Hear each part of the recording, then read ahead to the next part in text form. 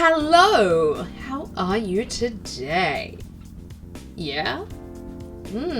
Okay, well, this might help with your day. I'm gonna read some r/Tales from the Front Desk. Read by Red. That's me. Okay? You ready to hear them? Let's go! The Little Old Couple from Hell. My hotel has a lot of crazy happenings, but holy crap, does this have to win an award for one of the most insane things to happen. First off, I want to say take a seat, grab a drink, a snack, maybe a beer, because holy moly, this is a long one. This little old couple, very well mannered and seemingly just cheeky, came to check in mid-evening.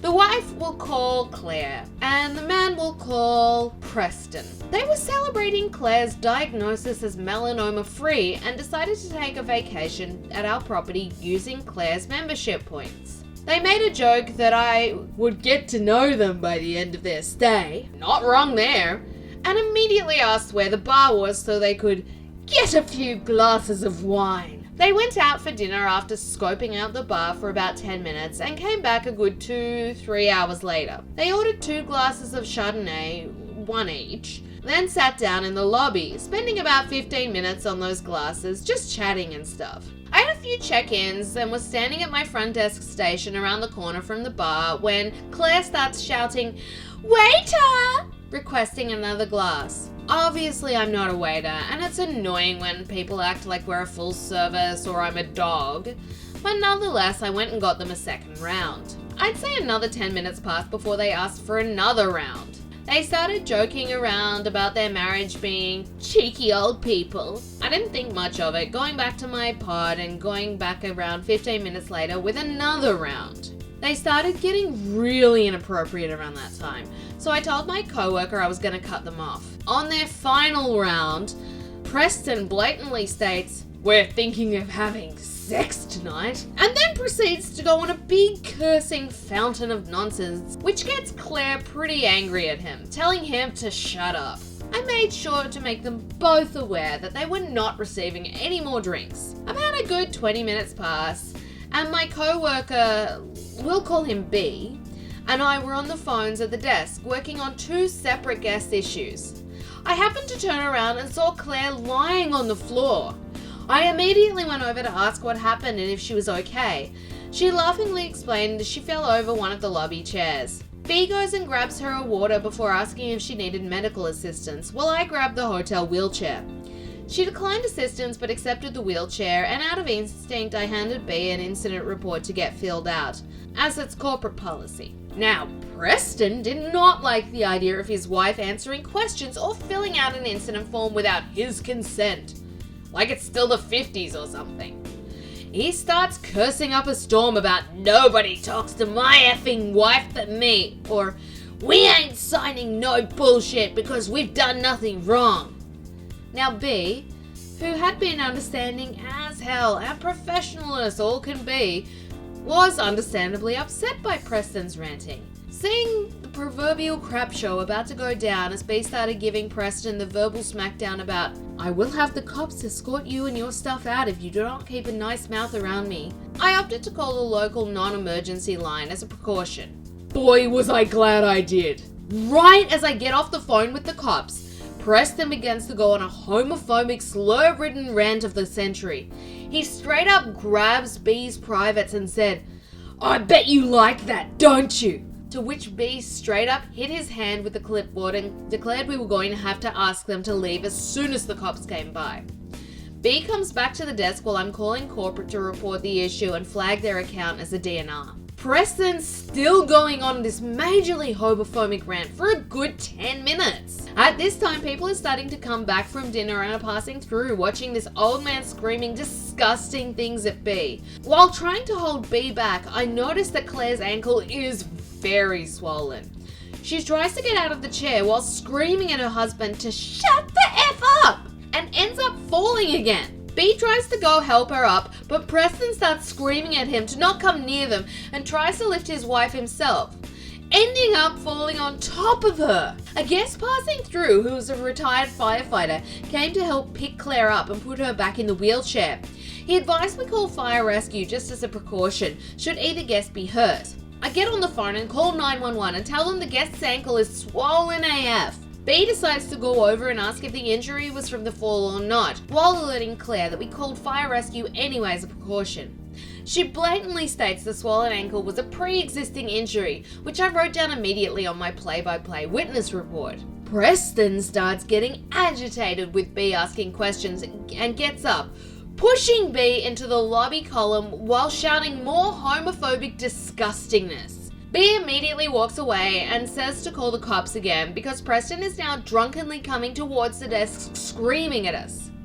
I call 911 to cancel the paramedics and get the police out immediately, but the cops are stuck on a high priority call. Lo and behold, the paramedics still show up, and thank hell they did. Because honestly, they calmed Preston down with some light conversation and confirmed Claire was okay. Right behind the paramedics, an hour after calling, the police show up. They are the two most built female and male cops I've ever seen.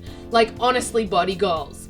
And thank F, cause the nonsense that goes down next. Preston and Claire are upset because the cops are there.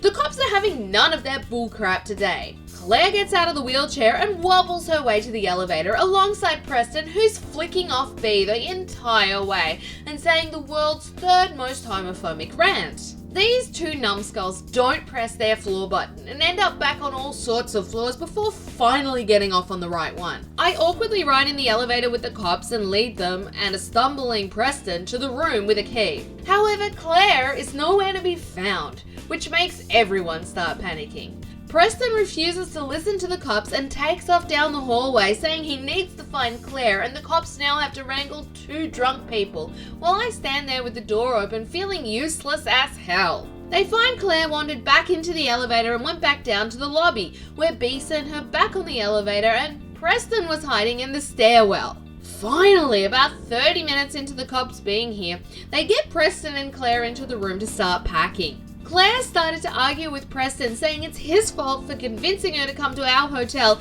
and she starts calling him names. She tries to push Preston onto the sofa, which causes him to start cursing her out. The cops are at the end of their patience, telling them to get out or get arrested. Claire and Preston keep on stalling for near 20 minutes before finally getting their stuff in the hallway.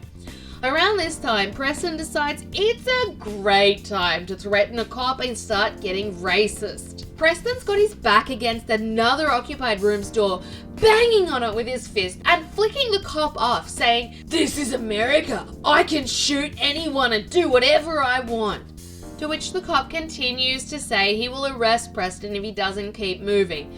The female officer starts to coax Claire towards the elevator in an attempt to give them both a chance to comply. Claire starts following the female officer, but Preston grabs her by the shirt and starts yanking her back, dragging her across the floor. So you have them bumping into all the guest room doors and walls screaming, "Let go of me!" And the cops shouting for Preston to let her go or get tased.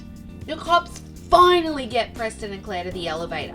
I decide to take the stairs and meet up with B at the desk just in time for another officer to come in. B speaking to that officer about pressing charges against Preston, just to be interrupted by a screaming match in the corridor leading from the elevator to the lobby. Preston starting up a racist, homophobic, screaming rant against the cops and shoves the female cop, trying to grab her taser. The male cop grabs him and tries to cuff him, but this late 70s man is holding his own, and it takes 3 cops to get him in cuffs and out the front door. On the way out, Preston shoves the teenage girl with his shoulder, which then causes the girl's mom to start yelling and talking to the cops outside. Claire ends up wobbling into the lobby with a female cop and parks herself in a chair, where she then has the audacity to say, "If I paid for the room, why can't I stay here? I had nothing to do with this mess."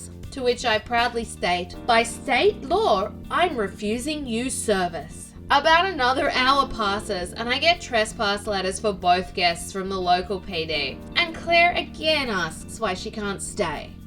The female cop has to repeat what I said in layman's terms of, the manager wants you to leave the property ASAP. Mind you, I was nice enough to find her lodging at a hotel down the street and call her a cab. So, brownie points to me, I guess? By the time this crap show was over, it was 12:05 a.m., an hour past my shift's end time. B and myself stayed almost another hour writing reports and recalling every time possible. The most handwritten reports I've ever made. Oh my god, that was really epic. That was such a crazy r/Tales from the Front Desk story, read by Red. I hope you liked it, and if you did, please click that thumbs up button to like the video. And don't forget, click the subscribe button and the bell icon so that you get notified of all of my wonderful videos. Yeah, thanks so much for watching today.